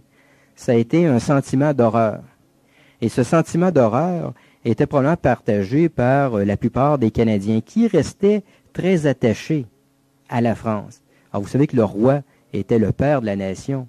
Alors, probablement que lorsqu'on a appris que Louis XVI avait été guillotiné, probablement qu'on a senti qu'on venait, nous aussi, un peu de perdre notre père. Mais, même qu'à un certain moment donné, on ne le croyait pas. On disait, non, ça se peut pas que les Français aient guillotiné leur roi, ça doit être de la propagande anglaise, ça. Ben, finalement, on était obligé de se rendre compte que c'était vrai. On était obligé aussi de se rendre compte que toutes les horreurs et toutes les persécutions que le gouvernement révolutionnaire français faisait contre l'Église étaient vraies. Encore là, on pensait que c'était de la propagande anglaise, mais on va commencer à le croire le jour où des prêtres français vont se réfugier au Canada. En fait, il y a une 50aine de prêtres qui vont venir s'installer ici. Il y aurait pu en avoir beaucoup plus. L'Angleterre leur a permis de s'installer, mais seulement au compte-gouttes. Ils n'en voulaient pas trop. Or, pendant les guerres napoléoniennes, il y a eu quelques velléités de reconquérir le Canada. Il y a même eu une flotte française qui était partie de Saint-Domingue, qui a fait escale à New York et qui avait pour mission de venir dans le golfe du Saint-Laurent et de tenter de s'emparer de Québec. Sauf que finalement, je pense qu'il y a eu des querelles politiques entre les officiers de cette flotte-là, et finalement, ils ont décidé de retourner en France. Ce n'était pas tellement sérieux, mais nos ancêtres l'espéraient un petit peu. Chose certaine, on se réjouissait des victoires de Napoléon. Malgré tout, de voir des Français battre des Anglais, ça nous faisait chaud au cœur, même si ce n'étaient plus des Français royalistes. Il y a un célèbre discours qui va être prononcé par Monseigneur Plessis, qui va être un peu plus tard évêque de Québec. Il ne l'était pas encore à ce moment-là. Et un discours tout à fait loyaliste. Le discours a été prononcé en 1799 à la suite de la victoire d'Aboukir. Aboukir, c'est en face de l'Égypte, et c'était une victoire de la marine anglaise contre la marine française. Alors, on avait fait à Québec une cérémonie là pour fêter ça. Et à cette occasion, Monseigneur Plessis avait prononcé un discours dans lequel il affirmait que la Providence avait sauvé le Canada de la Révolution en lui permettant d'être conquis par l'Angleterre en 1760. Alors, nous assistions à ce moment-là à l'origine d'un mythe qui va être très tenace dans notre pensée collective, le mythe de la conquête providentielle. Dieu aurait-il voulu que nous soyons conquis par l'Angleterre en 1760 pour nous éviter les affres antireligieuses de la Révolution de 1789? On l'a dit pendant quasiment tout le 19e siècle, et on l'a cru très longtemps, au début du 20e. Lionel Groulx a combattu énergiquement ce mythe, et moi aussi je le combats énergiquement. Et voici pourquoi. D'abord, l'origine du mythe, c'est le discours de Monseigneur Plessis. Alors, un discours d'un évêque qui fait l'éloge de l'occupant anglais, d'une victoire de l'occupant anglais, pour obtenir par ailleurs une certaine liberté sur le plan religieux. C'était peut-être habile de sa part, mais ça ne justifiait pas nécessairement la réalité de son discours.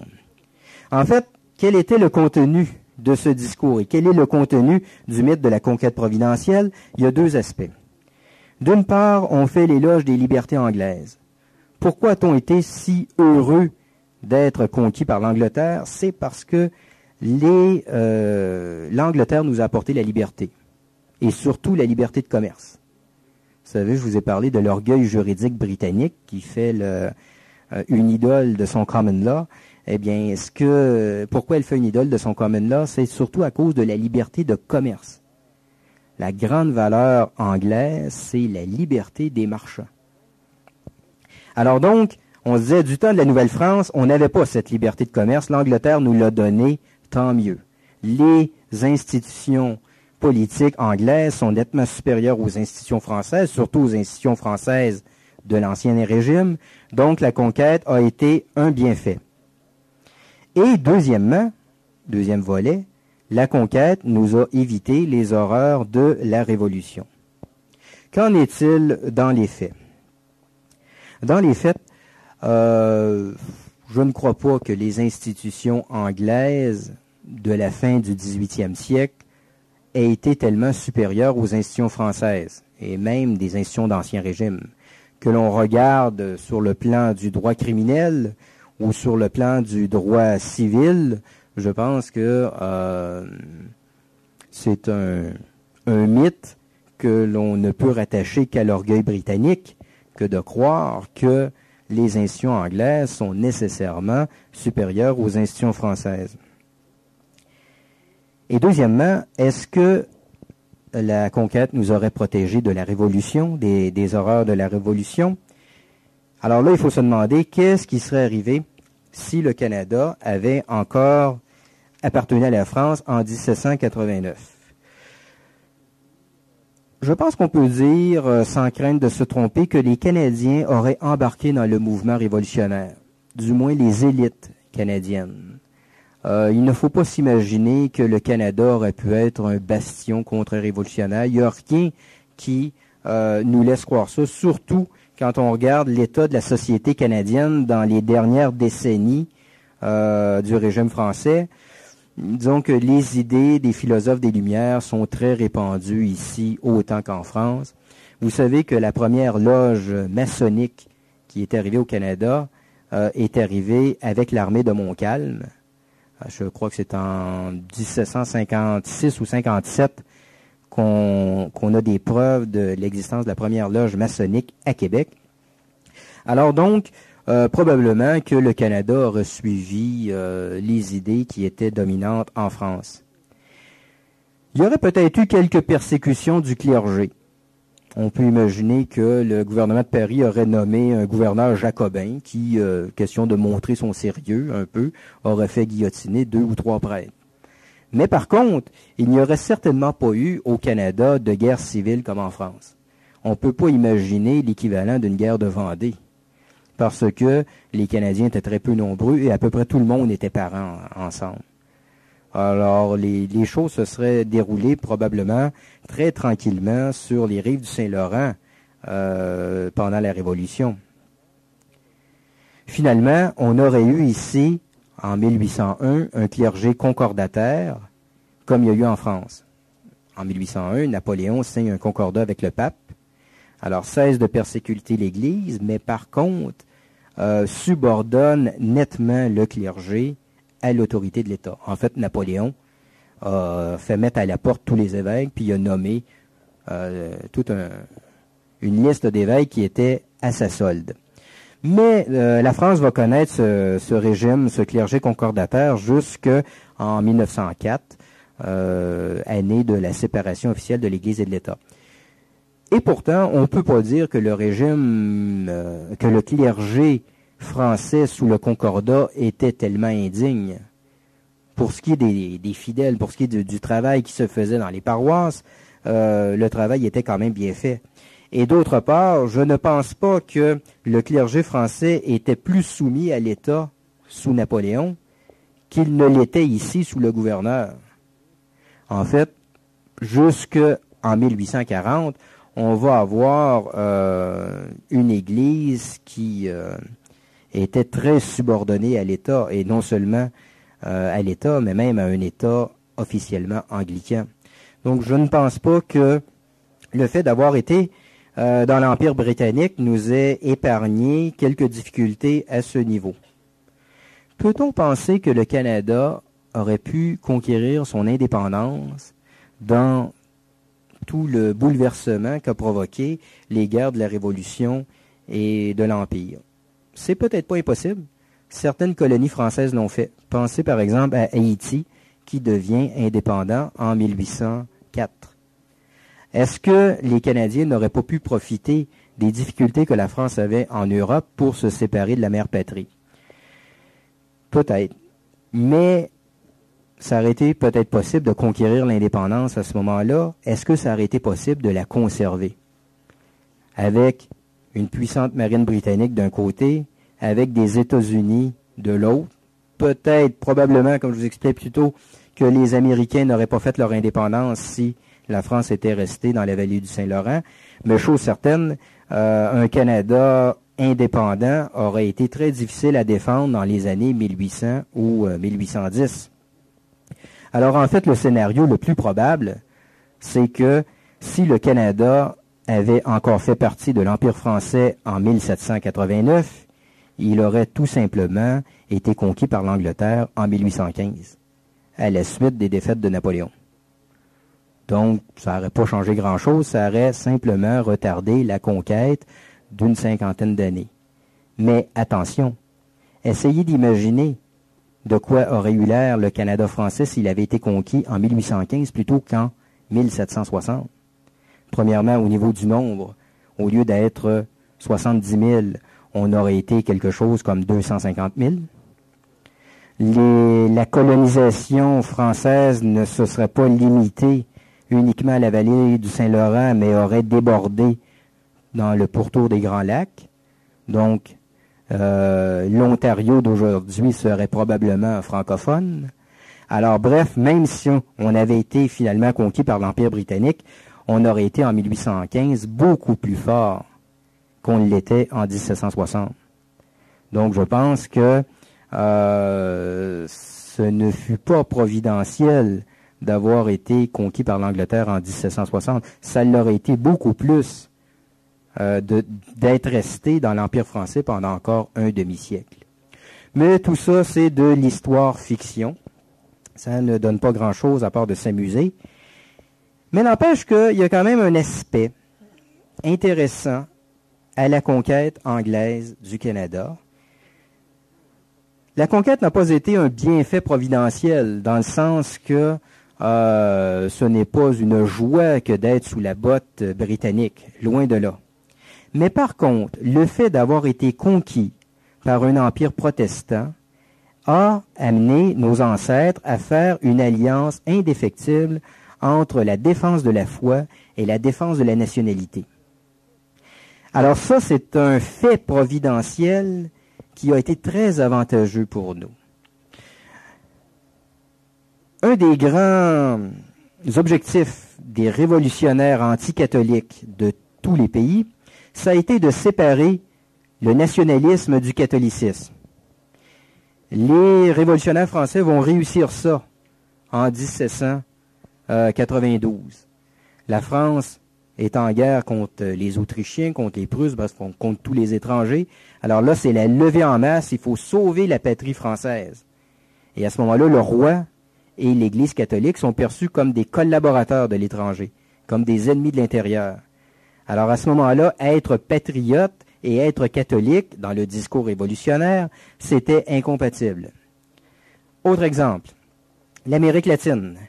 Les francs-maçons vont réussir à obtenir l'indépendance de la plupart des pays d'Amérique latine au début du 19e siècle. Or, eux aussi vont réussir à séparer le nationalisme du catholicisme. Être catholique, en Amérique du Sud, en 1800, c'est être un partisan de l'Espagne, un partisan du roi d'Espagne. Être un libéral franc-maçon, c'est être un partisan de l'indépendance.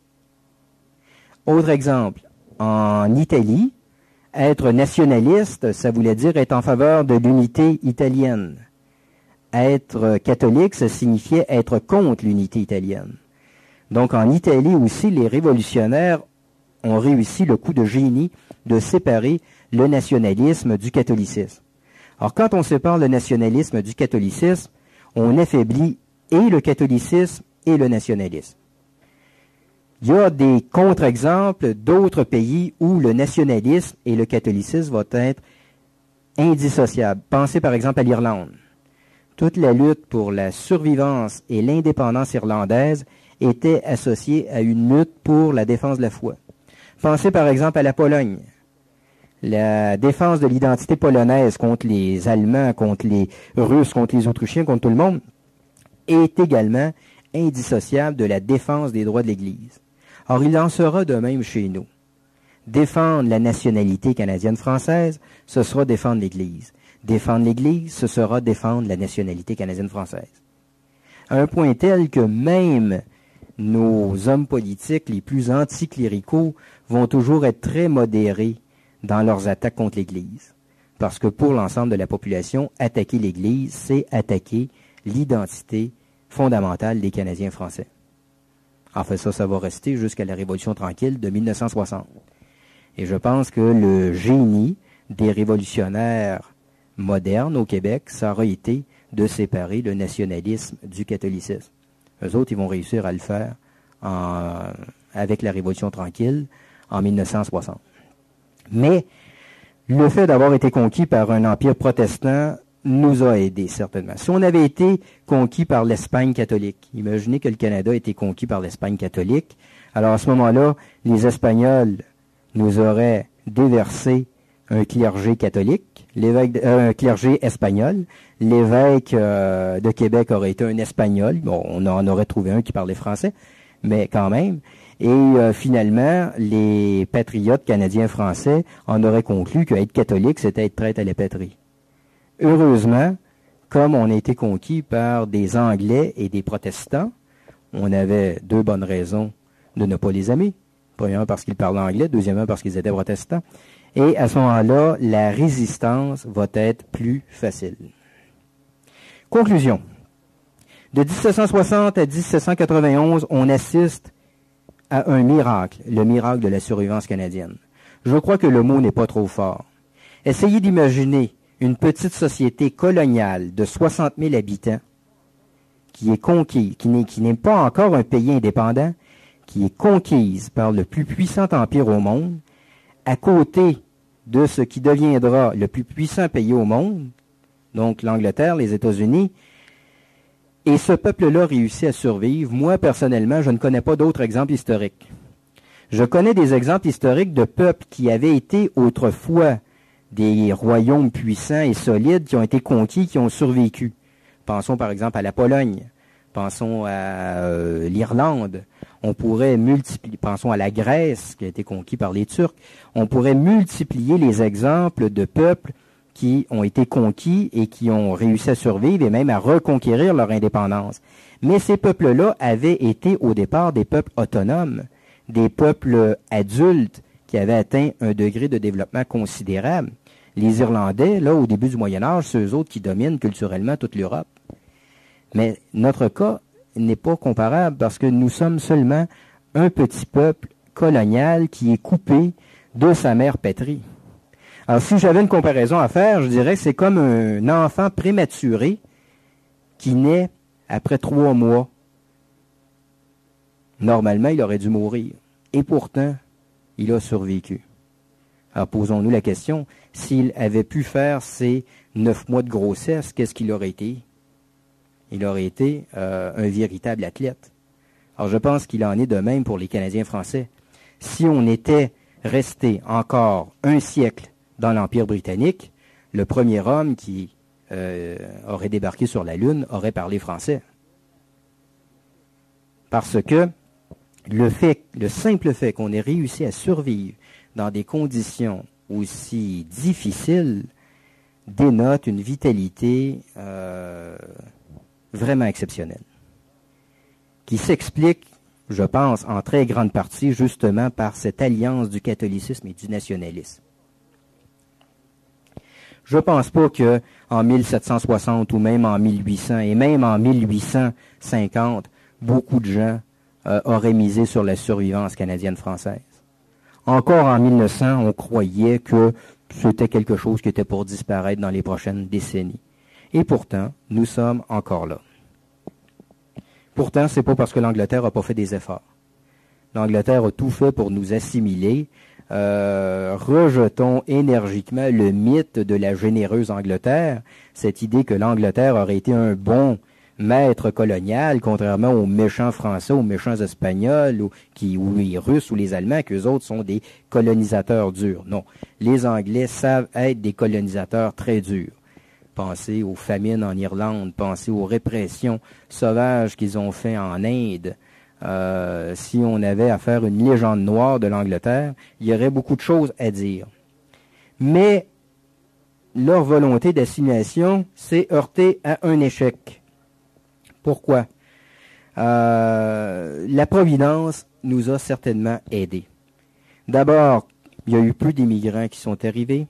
Deuxièmement, la Révolution américaine a forcé les gouverneurs à faire des concessions aux Canadiens. Il y a eu l'alliance de la foi et de la nationalité, une forte natalité et surtout l'occupation très compacte du sol. On avait un territoire limité, la vallée du Saint-Laurent, mais on le tenait, on l'avait occupé de manière très ferme, très compacte, de telle sorte que quand les immigrants anglais vont finir par arriver, ils vont choisir de s'installer ailleurs, dans des terres vierges, c'est-à-dire le Nouveau-Brunswick ou l'Ontario. Donc, le Canada français a échappé à la mort. Nous sommes en 1791 sous le nouveau régime constitutionnel. Désormais, on ne lutte plus uniquement pour la survie. La lutte pour l'autonomie politique va commencer. Et c'est cette lutte pour l'autonomie politique dont je vais vous parler lors de la prochaine conférence.